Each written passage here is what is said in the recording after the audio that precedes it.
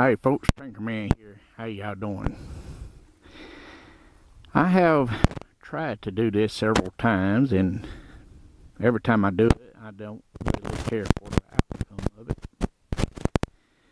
But I'm going to give y'all a preview of my 650L. Okay, let's start in the beginning. The beginning here, I got a Tinkerman sticker. That's a mod. That's good for another 10 miles an hour, huh? I have Metzer tars I put on the front. They do real good. I really like them. They do good. So I'm real pleased with them. And they holding up real good. They're not getting choppy or nothing else, so I'm real pleased with them. These Archibees, or whatever how you pronounce them hand guards, I put them on there. Now I'm not too tickled with these hand guards. First off, when you buy hand guards, the idea is to protect your levers, correct? Well, if you notice, I had to cut the end of my lever off so they fit. So, didn't that kind of defeat the purpose on that? So I think they could make it a little better by putting a little bit bigger bow in that. I mean, it wouldn't take much, and it'd be hooked up right, and you wouldn't have to do none trimming. I put this foam deal on there. Well, I thought it looked cool, and plus, if I ever did go down forward, it kind of will help a little bit. Come on down. I put the tank bag on. I took the advice of some of these big name guys and went with the Wolfman luggage. And it's a well-made tank bag. But the problem is like a lot of people, I was naive to the fact that some of these guys get this stuff for free or get a good discount. Don't ask me how. That's between them and the company. Everything you see, I bought and paid for with my own sweat and blood. So this is an honest review. For the money they charge for the bag, I'm not pleased with the money they charge with the bag. Yes, it's a good built bag and everything else, but it's not waterproof or nothing else. And for the money they charge, I'm sorry, it should be waterproof and everything else. So, don't mean to hurt anybody's feelings, but Wolfman, you need to go down on your price, or you need to waterproof the bag.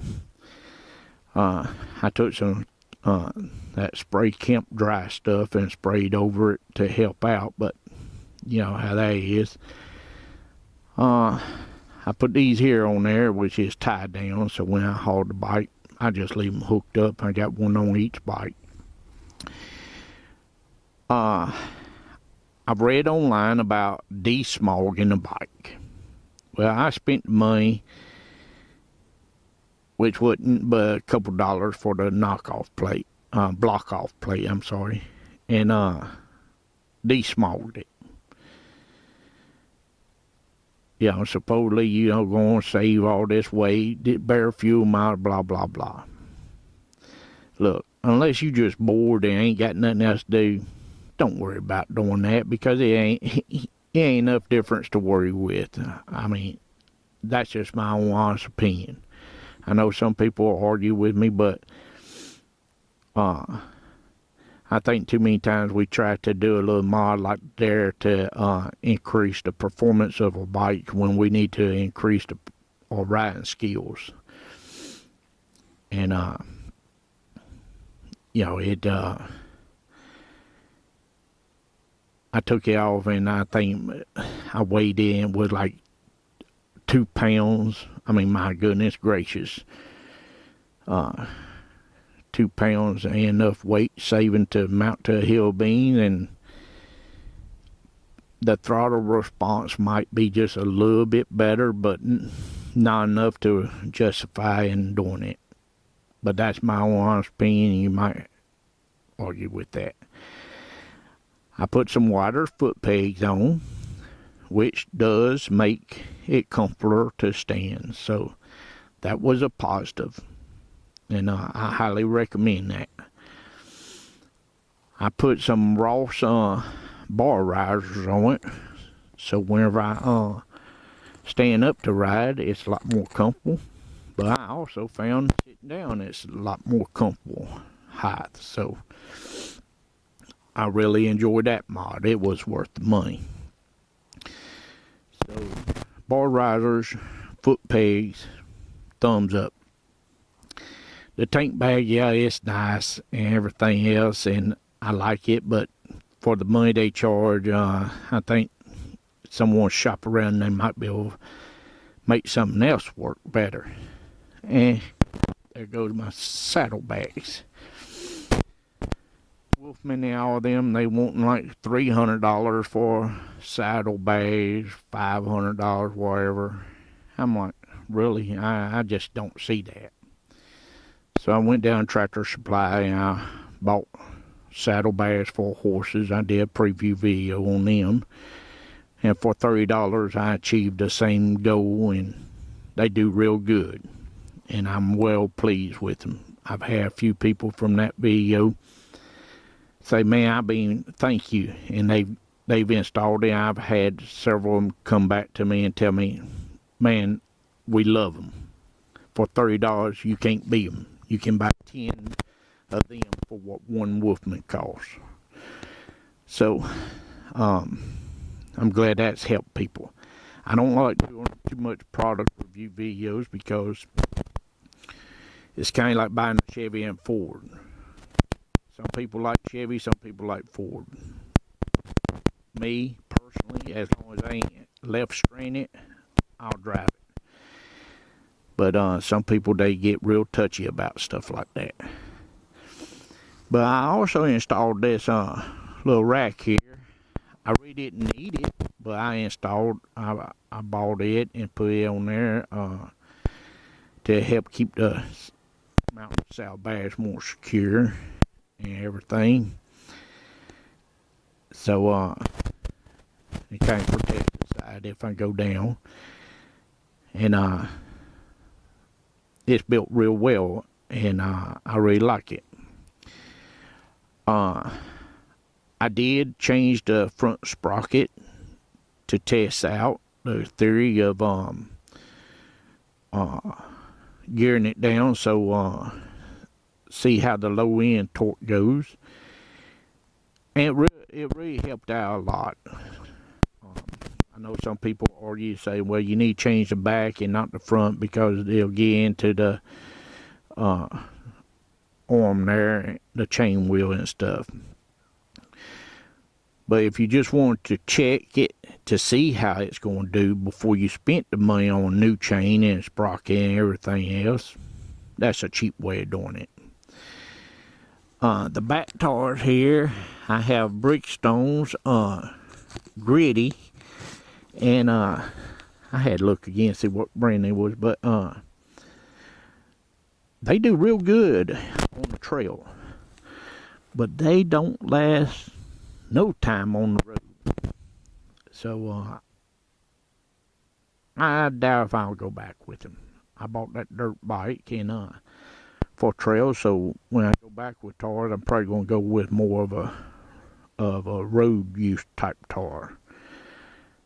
I did change the air filter in there to a oil bath one. The one that comes with it isn't, and riding these old logging roads and stuff gets mighty dusty, so I want a little bit more protection, so I changed that out to an air filter that I can put oil on it.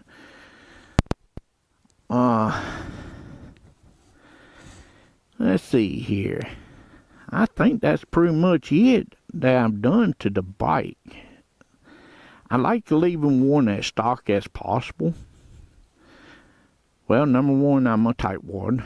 Number two, I just believe too many times we try to change the bike to make us a better rider, and just as my buddy Justin Malone says, seat time. Seat time will make you a better rider over any mods you do. Oh, I did put a skid pan on there. We don't have rocks and stuff to really need the skid pan, but it had 2-bar type protection under there, and right after I bought the bike, I think the first time I went on a trail with it, I went into a mud hole and I jammed a stick up into them tubes, and I had to sit down in the middle of a mud hole with a pocket knife and whittle that sucker to get broke. I couldn't move the bike because the stick was wedged in the ground and in the frame.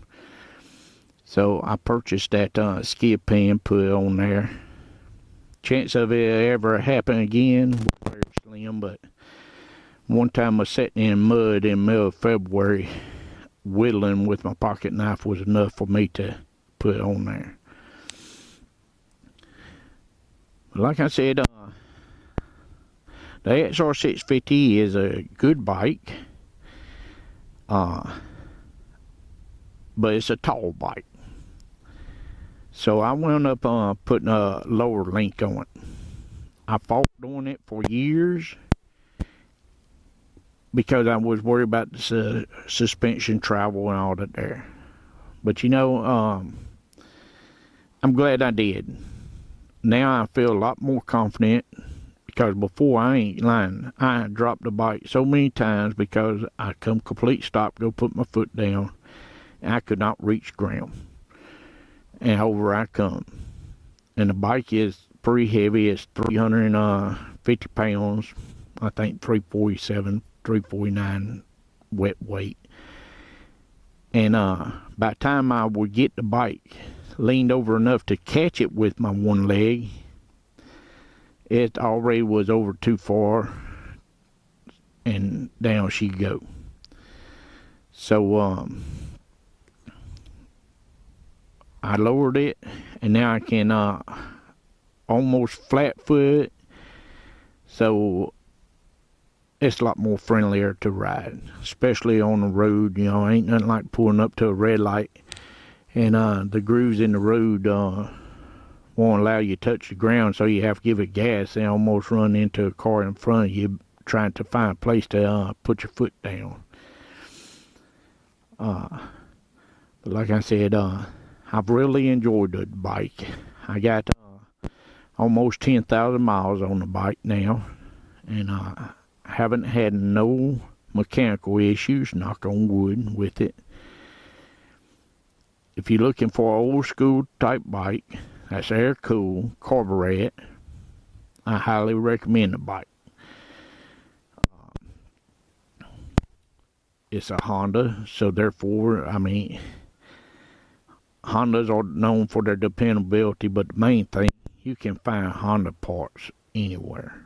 The XR650 has been in production so many years that hasn't been changed, that you can aftermarket parts is way up there. I mean, you can find them anywhere from anybody.